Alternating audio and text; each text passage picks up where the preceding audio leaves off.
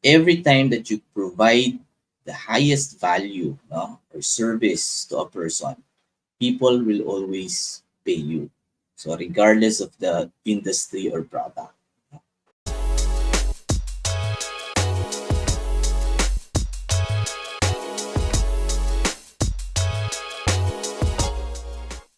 Medyo gumaan, no? At least yung financial burden. The emotional burden of debt, you cannot do anything about it. Ha? Iiyak at iiyak tayo. But at least, no, with the available financial tools that we have in the market, we can at least eliminate or help ease out yung financial burden. Yeah. Good. Uh, ang ganda nun, no? Yung nakikita ko yung generous heart mo na, yes, you do financial plan for your family, but if kaya ng finances, and if you really want to, you can extend that protection para when the time comes, magkaroon ng eventualities, hindi mawa-wipe out yung interest that you have, but you can rely Yes. on the insurance that can protect your savings and funds. So thank you for sharing. No, I'm sure a lot of people will be inspired and would have hope with what they're going through. Kasi ang ganda talaga ng story mo eh. So magpipivot naman ako now into, kasi you are now doubling down in the business that you have. I mean, nagkikwentuhan tayo kanina, no? Ang ganda ng mga houses that you built. Thank And you. syempre, of course, syempre hindi ka naman nagsimula na ganun eh. It's just that by the grace of God, yun yung naging story mo. Pero how were you able to start from that business considering finance background ka eh. Tapos bigla ko naging CEO ka ng construction company. Kasi there are a lot of people here who are watching that they want to have their own business. To some, siguro mga 30 sila, they don't know the business, kung ano yung gagawin nila. So, can you share your story behind it or paano ka napunta dyan in short? At paano ka gumaling? Yung ano doon, yung the way I treat business or execute a business idea is just the same sa lahat ng mga naisip kong business ideas before. I always start with a problem. Iniisip ko, ano kaya yung problema na pwede kong solusyonan that people are willing to pay. Nilang naman yun eh. Because everything that you see around us, no, the shirts that we are wearing, the phones that we use, the chairs that we sit on, these are all solutions to specific problem before. So if you're thinking right now, you are in your 30s, in your 40s, ano kaya, or even 20s, no? Ano kaya ang business na maganda? You start with the problem. Umisip ka sa yung community, ano yung problema na pwede mong solusyonan. Okay? And second, you try to validate that idea, business idea. How do you validate business idea? You call 100 of your friends, lahat ng kilala mo, ilista mo, you call them. Are you willing to pay if I solve this particular problem? That's how you try to validate your business idea. Dun sa construction, so I applied the same sa construction. No? One thing that I realized sa career, no? Every time that you provide the highest value, no, or service to a person, people will always pay you. So regardless of the industry or product. So I started sa finance, then I was involved in advertising, then now I'm involved in construction, in real estate.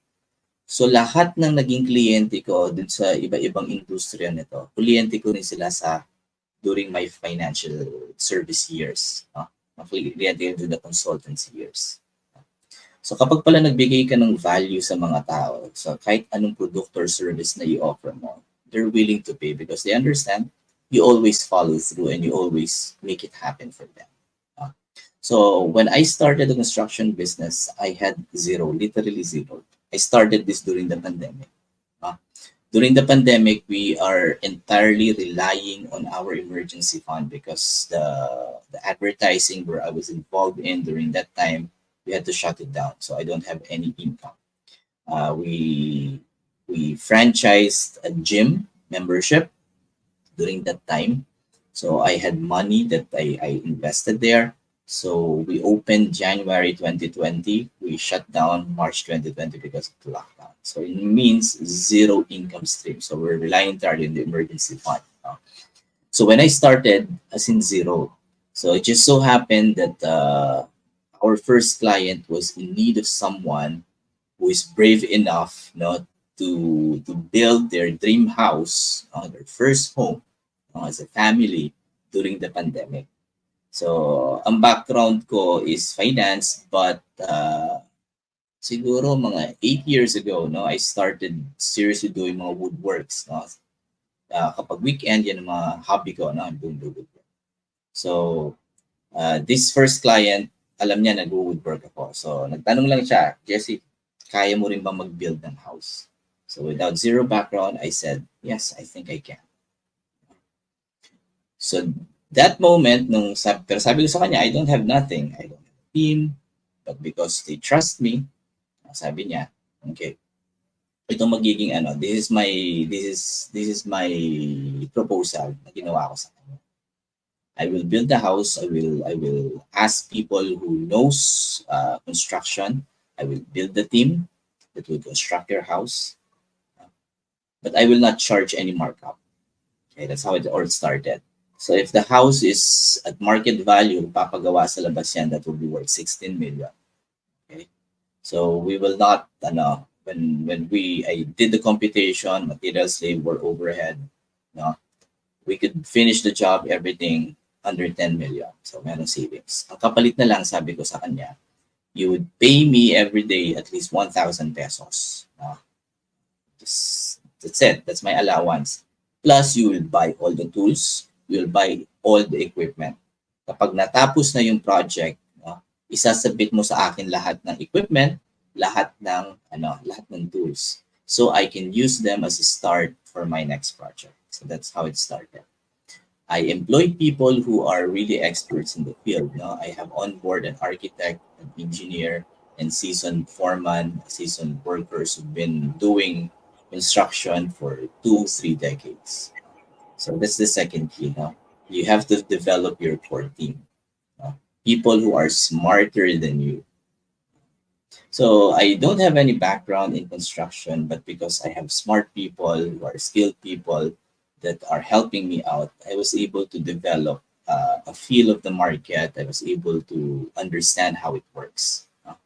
Hindi naman importante that you will be immediately an expert on the industry, but at least, no, at the bare minimum, alam mo yung nangyayari. So you have talking points. Like for the construction, hindi mo na alam dati yung rebokada, palitada, hulog. No? And at least I tried immersing myself and learning the language para at least pag nag-uusap kayo ng mga workers, meron kayong mga talking points. No? So that's how it started.